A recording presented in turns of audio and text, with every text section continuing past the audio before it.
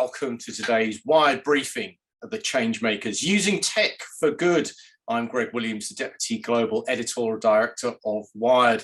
So earlier this year, we asked you to identify and celebrate the changemakers who are upending conventions and embracing technology in order to shape a better future. And I'm very pleased to be joined by some of these leaders today. During this virtual briefing, we'll explore how to strike the right balance between humanity and technology and how to assess the risks and rewards of new technology. And to discuss this, I'm excited to welcome today's panel. Firstly, Samantha Seaton, the Chief Executive Officer at Moneyhub. Sam has been recognised as a change maker who is widening opportunity through fintech. She's also a thought leader on diversity and inclusion and a champion of financial wellness.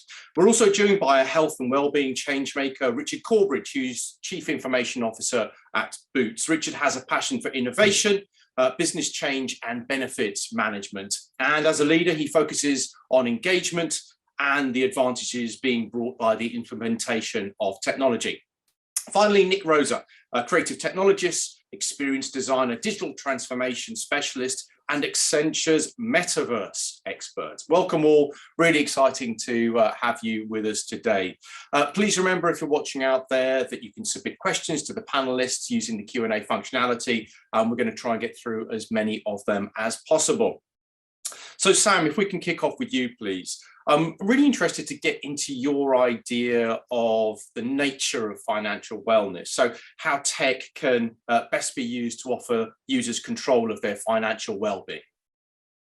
Well, first of all, financial wellness is incredibly important because we all want to live our lives to the full. I mean, that's what we're all about. And I think from that perspective, money's an enabler. And I think having experienced all that we have at the moment, we want to work to live. We certainly don't want to be living to work. So that's what financial wellness for us at Moneyhub, for me, is all about, making money an enabler. And tech's been fantastic over the past 20 years really in financial services, in that we have gone from not really having any sight of our money apart from their monthly bank statements, right through to having kind of instant access to our money. But actually that's also been a detriment, because we don't touch or feel money anymore. You don't get your pay packet as cash, which is what used to happen many years ago, and so that sense of the relationship with money has changed. And as a result, we need tech to take another step forward. We need tech to help us get that insight and keep us on track and get us to where we want to be, so that we genuinely live that life to the full. So that's what I really mean about financial wellness.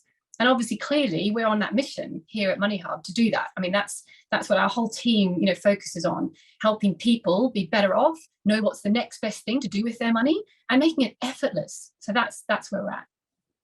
Effortless, I think, is something that technology can enable, and we're seeing increasing use of technology in healthcare in order to sort of like operate in the background, almost sort of like seamlessly. Richard, most of your career you've been involved in the digital transformation of health services here and in Ireland, and just talk us through in broad brushstrokes.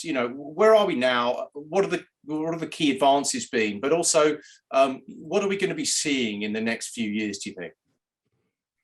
Morning, Greg, and thanks for having us. I guess the issue for healthcare, wherever it is delivered, is that digital's come slow to make change there. And everybody can see, as Samantha's just said there, how much digital can make a difference in finance, how much it's made a difference in holidays and booking holidays. And they're always the sort of two political statements that are wheeled out, as if we can use digital to make it easy to do banking, we can use digital easier to go on holiday. Why can't we use digital more in healthcare? And healthcare's taken a long time to adopt how we do that for all sorts of reasons. I think primarily when you look at the healthcare system now, being able to move data around so it supports healthcare journeys is probably the biggest challenge and the biggest opportunity for us as Boots, for organisations across the NHS in the Irish healthcare system as well. Delivering personalised healthcare based on the content that you as a patient agree can be used to personalize the journeys you want to go on, need to go on, I think is perhaps the biggest thing that we can look forward to. Yeah. It's that the health systems have been trying to do for 20 years. And now, as we try to make sure we know how to capture consent appropriately, how to ask people and describe to people what they're going to do, it becomes an easier journey for us to go on and start to move towards. Great, thank you for that. And clearly, sort of like health services are such an important journey, and they're sort of like so important to pretty much everyone, you know, who interacts with, particularly with the NHS at the moment. So Nick, there's so much talk. You're a specialist in metaverse. There's so much talk now about the metaverse. Business leaders are getting very excited about it. What is, I mean, how do you think about it? What is the metaverse? I mean, is it just something that people who work on brands and people who, you know, are excited about sort of reaching consumers are fixated on, or is it actually real? Do you think it's a meaningful thing? So, Greg, first of all, thanks for having me. It's a pleasure to be here. The metaverse is an idea that has been created in the 90s by an author called Neil Stephenson, in his book Snow Crash, of a seamlessly interconnected universe of 3D worlds where a user could go from one world to another world, keeping its own identity and bringing its own items. And the interesting thing is that also this idea evolved thanks to the emerging technologies like augmented and mixed reality to a potential connecting tissue between the digital world and the real world. So something that will connect the digital reality with our reality.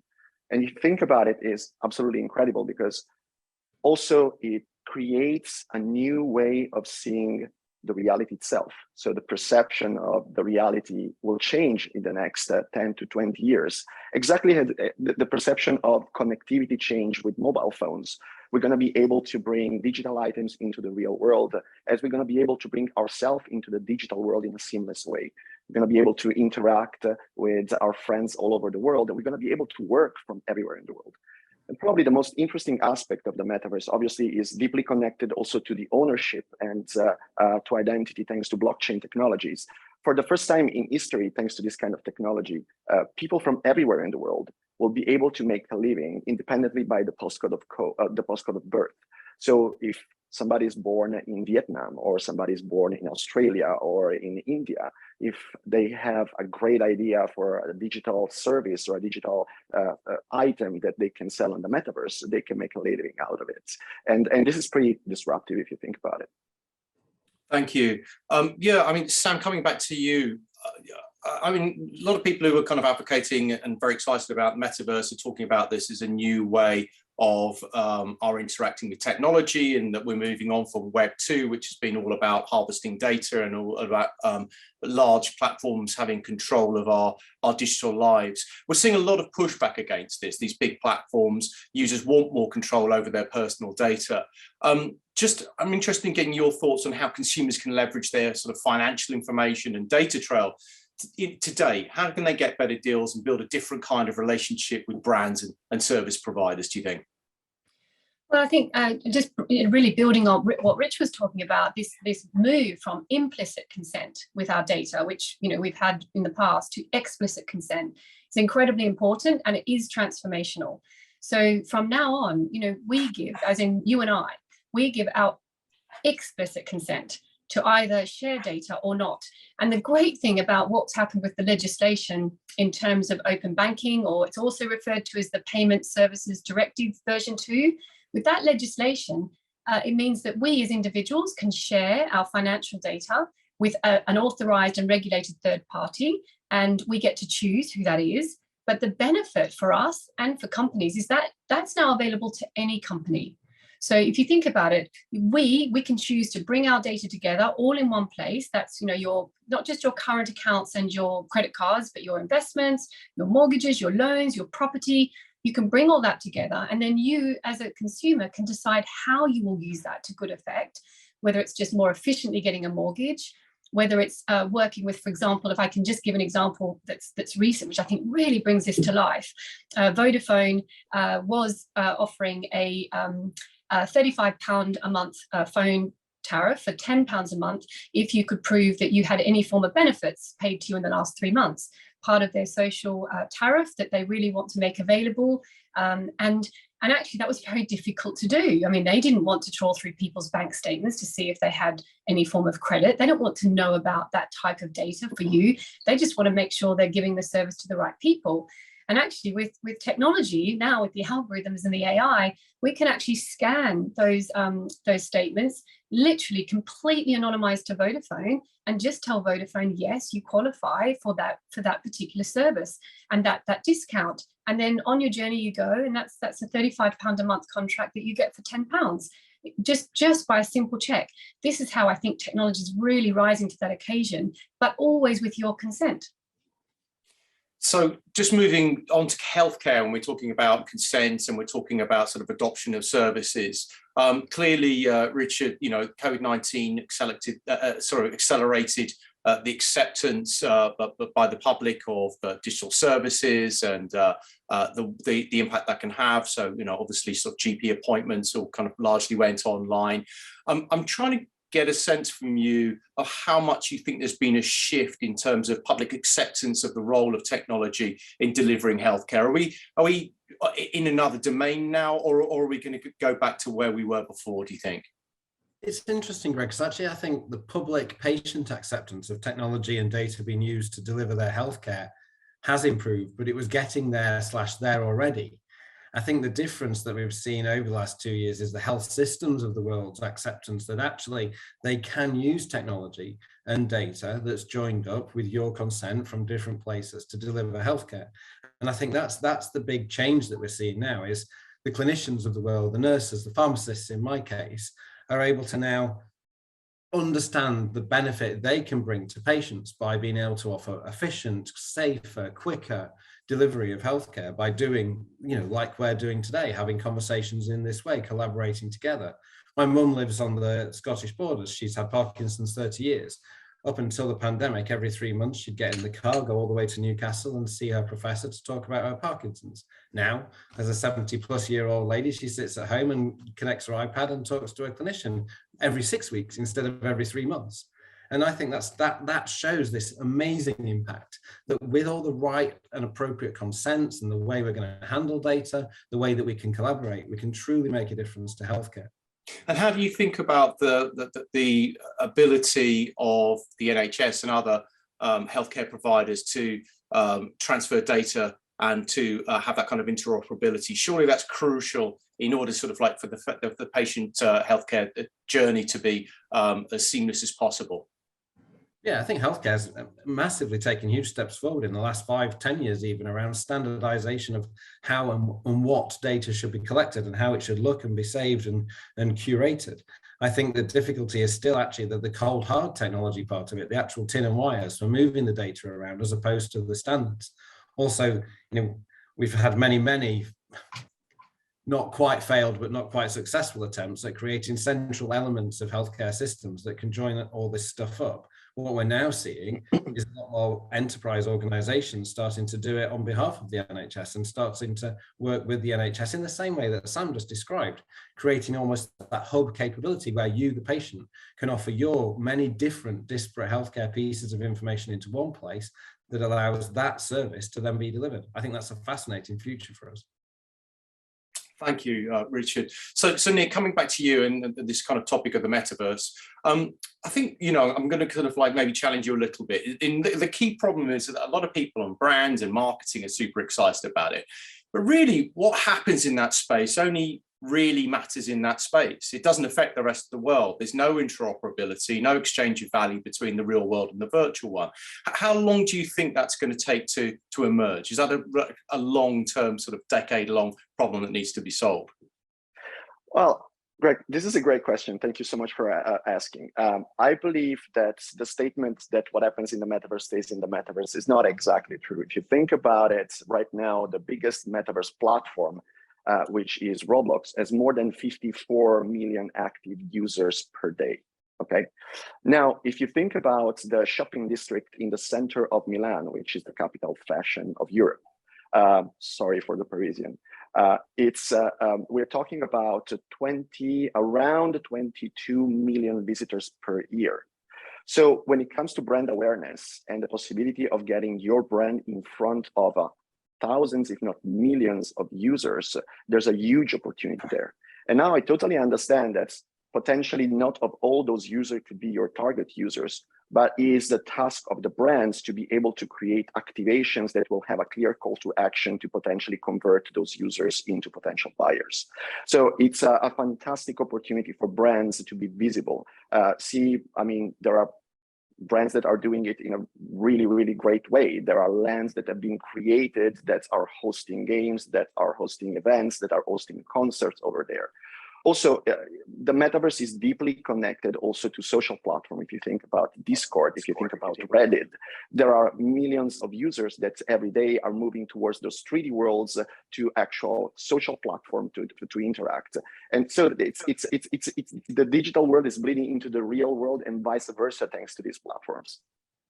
I think we've had virtual worlds for quite a long time now. The idea that you go into a video game or a virtual space and you connect, in 3D avatars, nothing new. We've had massive multiplayer, online role-playing games such as World of Warcraft, those kinds of things, Roblox.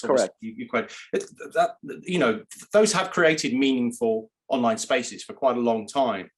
Is it not sort of isn't there a kind of a bit of a lack of ambition at the moment? We're just thinking about basically selling things to people, right? We're not really thinking about defining the metaverse as a better shouldn't we be thinking about the metaverse as a better version of what we have at the moment, not just an extension of video games or social networks that we have today? Well, we totally should. I mean, I believe that the era of using technology just for the sake of, using a new technology is ended. We all seen what happened with social media. We all seen what happened with the Cambridge Analytica, and obviously the manipulation of masses and data and information is a huge problem. And if you think about it, the metaverse is an incredibly immersive experience. Right now, we are using it with 2D screens. In the future, we're going to use it with virtual reality headsets and augmented reality headsets that will actually shape the reality around us. And this could be a potentially powerful tool, certainly to teach, to educate, to upskill people, to make the world a better place. And there are some initiatives that are using this kind of technologies for good that are absolutely great. There's one that is called the Virtual World Society that is pushed by Professor Tom Furness, that is a great friend of mine and is basically the inventor of virtual reality, that is using VR to make the life of families that are in financial problems better, and upskill them using virtual reality technology through a mentorship program. So this kind of technology can be used for good, but at the same time, being so immersive can create obviously a sense of reality that could be potentially distorted using manipulation of data and information, and we should totally need to avoid that. Thank you, Nick. Sam, can I come back to you, please, and talk a little bit about the way you think about the kind of the relationship, with data that fits into your vision of Web3? I mean, do you think that we're going to we are going to see consumers kind of entering into the metaverse willingly and anytime soon, or are we looking at more at the kinds of products that are kind of like more Web2 sort of products, like more like WeChat sort of style super apps? It's a great question that you raised and point about products being sold to people. So I get on my high horse actually about this, because I think the future for companies' survival is about them putting products to one side. I mean, obviously we all need products to be sold to us. I kind of get that, because we want them. But I think actually the time has finally come when you have to put the customer first. So the companies that are going to survive today in this real world and in the metaverse are going to be the ones where they put the customer at the center of what they're doing, and actually delighting the customer with the products and services that they enable or switch on and make available to me at the time I want them, when I need them, and when it matters. And I just think that's the big shift. And unfortunately, we still see, whether you're in the real world or the metaverse, a lot of legacy thinking. And while we drag this legacy thinking with us, those companies, they are going to be short-lived. And I say that because, the world is definitely moving to a decentralized finance, to an empowering the individual. So taking power away from, big institutions and enabling that to be in the hands of individuals. And that means that you've got to focus on the individual. So that's what I think, trust and actually putting your products and services around the individual is absolutely key. Otherwise, there'll be no survival in the metaverse or here. Exactly right. So I think Richard, coming back to you, I think that Sam talked about individuals, and I think that your boot is really at the heart of that. High street chemists, community pharmacists, they really are on the front line. They're dealing with people every single day who have needs, who need sort of like expert help. Yes, we can talk about the metaverse, but you're dealing with kind of like that front line, that real kind of engagement with individuals in the real world. How do you think technology can play a role in that for often people who maybe aren't at the forefront of adoption? Yeah, I think I would support a lot of what Sam was saying then, that the much overused phrase of omni-channel experiences in retail is something that we're trying to put in there from a healthcare point of view, so that no matter where a patient engages with Boots as a healthcare organization, they get an experience that the lines are blurred. So if you're doing it as you're walking down the street on the app, if you're doing it sat at home on the web, if you stood in a store in London or a store in the Outer Hebrides, you get the same experience, the same access to, as Sam said, the things that you want as a customer patient, rather than the products that are on our shelves because we think you want them. If we can take the learnings of the last 10 years of marketing technology, the way we now deliver personalized retail journeys, and bring that to healthcare using stuff that's really commonplace around personalization and loyalty in retail, apply that to healthcare, and suddenly we open a paradigm that healthcare systems have been trying to fix for 2 decades at least. And that for me feels quite more towards where Sam's going with the let's not sell products, let's make sure we put the patient at the center. I think the metaverse side of that is almost maybe a better language for all the different parameters that a patient can interact with us, rather than the specific arena that we're heading towards right now. So, Richard, Nick, I want to come back to you and sort of like talk a little bit maybe about how organizations should be thinking about the metaverse. Clearly, the software's not really there. We don't have a breakthrough hardware product yet. There might be one coming. How should brands actually be thinking about it? Well, what's meaningful? What's purposeful at the moment? Is it just experimentation, seeing what sticks? Well, Greg, I think that there are 2 sides of this answer. The first one is that there is an clear enterprise advantage in using metaverse technologies. At Accenture, we created the Accenture Metaverse Continuum Business Group because we believe that this kind of technology can be used across all the different parts of the value chain, from the enterprise to the consumer to post-sales support. If you think about it, it's possible to use 3D data in order to design a product, to do product review, to start doing manuals for the employees that are actually going to build the products, like virtual reality trainings, to provide just-in-time training and assistance to the workers that are in the power plant that are building those kind of products, so are productive in order to create the service. And then you can use the 3D models to provide marketing material for the consumers to see your products. You can create product configurators. You can create marketing activations in the metaverse. You can create manuals in augmented reality of your products. You can do post-sale support for your products. So we believe that obviously there's an enterprise side and there's a consumer side. From the enterprise side, obviously, there's the advantage that you can save a huge amount of money if you optimize this digital asset pipeline. For example, imagine all the costs that every enterprise has to has in order to train all their employees every time that they have to be productive with a new production line. With the virtual reality training, it's possible to distribute the training in order to be proficient for a new kind of production line in a very seamless way, with basically no cost of transportation, no cost of a training facility, no cost of trainees, and so on.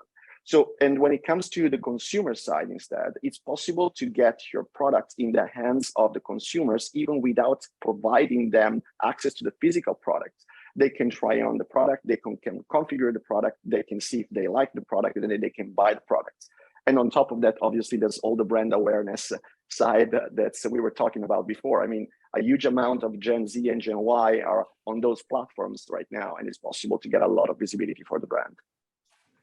So just a lot of questions coming in. We've only got a few minutes left, but I'd like to just touch on one, which is really around sort of like how we protect vulnerable people in the metaverse. Like, how do we ensure their privacy? How do we ensure that their, the data that they generate reverts to them rather than is taken elsewhere and leveraged?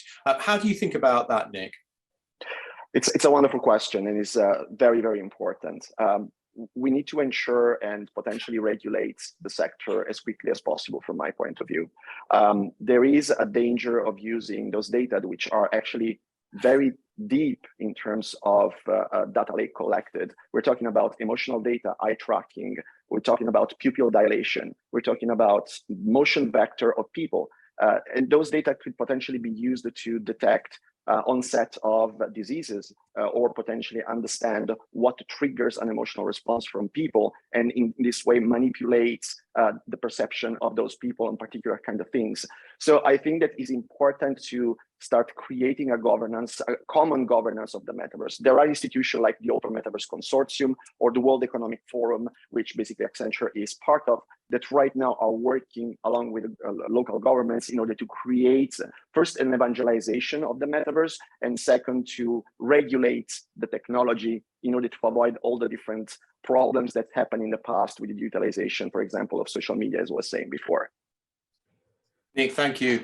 We're pretty much out of time, but a final question for both you, Sam, and you, Richard. And it's a pretty sort of straightforward one. Just looking forward, what sort of innovations would you like to see in the next sort of 5 years that really will, and I'll start with you, Sam, really will help to widen opportunity through fintech? What would you really like to see in an ideal world? Well, I think the thing that we can have the most immediate impact with is more sharing of data, so more open data. So it was in the Queen's speech, thank God. So, we are moving in the right direction here in the UK. And that means that, I think there was a question I could see that was about, when am I going to be able to share my receipt data? Well, I'm equally wanting to better share my, Google Maps data, where I've been and things like that to get better value and better serviced, if you like. So I guess we all want the ability to be able to share data, and all of it really with the right company at the right time to get something back in return that's valuable to us. And so I'm really a big advocate at the moment of driving through more open data initiatives, right through to receipts, your Google Maps data. Everyone should have access to their data, no matter what it is. Thank you, Sam. Richard, finally over to you. What changes would you like to see that could really help to sort of drive digital changes that could really help drive health and well-being? I think it's a similar theme to what Sam said there, because it is about a truly consented way of delivering personalized healthcare, linking up data that you as the patient and your clinicians that are offering your care believe is useful to the healthcare that you have. And that may not just be information that's being picked up inside the NHS. It could well be information about where you've been, things you've eaten, but be personal to you and your decision about how you share that data. That for me is the big thing that we need to try and break.